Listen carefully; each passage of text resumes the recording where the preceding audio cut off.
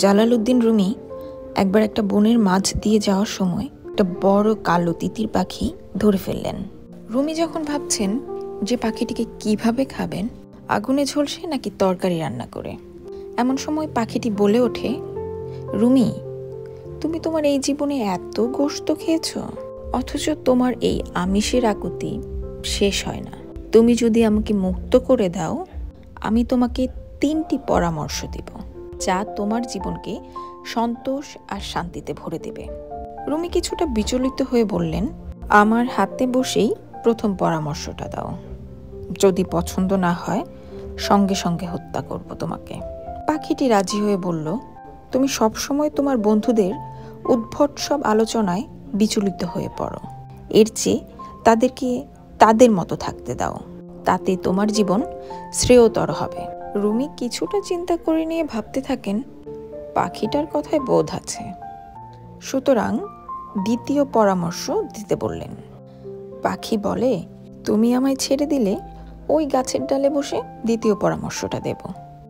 রুমি তখন কিংকর্তব্য বিমূঢ় হয়ে পাখিটিকে ছেড়ে দেন, আর পাখি গিয়ে কাছেই একটি গাছের ডালে বসে। পাখিটা এবার তার দ্বিতীয় পরামর্শের কথা বলে, রুমি, অতীতকে কখনো পাল্টানো যায় না, সুতরাং বর্তমান মুহূর্তটিকে উপভোগ করো আর ভবিষ্যতের জন্য বাঁচো। বড় বোকামি করেছো তুমি। আমার পেটের মধ্যে 3 কেজি হীরা আছে, তুমি এটা পেলে তোমার 3 পুরুষ বসে খেতে পারত। সাংঘাতিক ঘাবড়ে গিয়ে রুমি তিতিরের পেছনে রেগে ছুটতে থাকেন তাকে আবারও ধরার জন্য। পাখি তখন জোরে জোরে বলে, রুমি, তুমি দেখছি আমার পরামর্শ একেবারেই শুনলে না। আমার নিজেরই ওজন যেখানে 2 কেজির বেশি নয়, আমার পেটে কি করে 3 কেজি হীরা থাকবে? তুমি দেখছি এখনো উদ্ভট আর বোধহীন কথার প্রতিক্রিয়া দেখাচ্ছ। দ্বিতীয়ত, আমি এরই মাঝে তোমাকে ছেড়ে গেছি। তোমার জীবনে এখন আমি অতীতের বিষয়। পুরোপুরি স্তম্ভিত হয়ে রুমি তখন তৃতীয় পরামর্শের জন্য অনুরোধ করলেন। তিতির পাখিটি বলে, রুমি শোনো, সবাইকে উপদেশ দিতে যেও না, শুধু তাদের উপদেশ দাও যারা সেটা শুনবে এবং মনে রাখবে।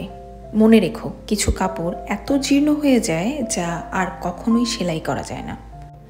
পাখির দেয়া 3টি পরামর্শই অনেক জরুরি আমাদের জীবনে, তবে বিশেষ করে শেষের পরামর্শটি আমার অনেক পছন্দের।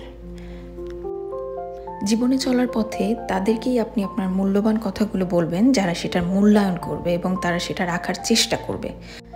একটা কথা সবসময় মনে রাখবেন, মূর্খের কাছে বিদ্যা বিসর্জন দিয়ে কোনো লাভ নেই।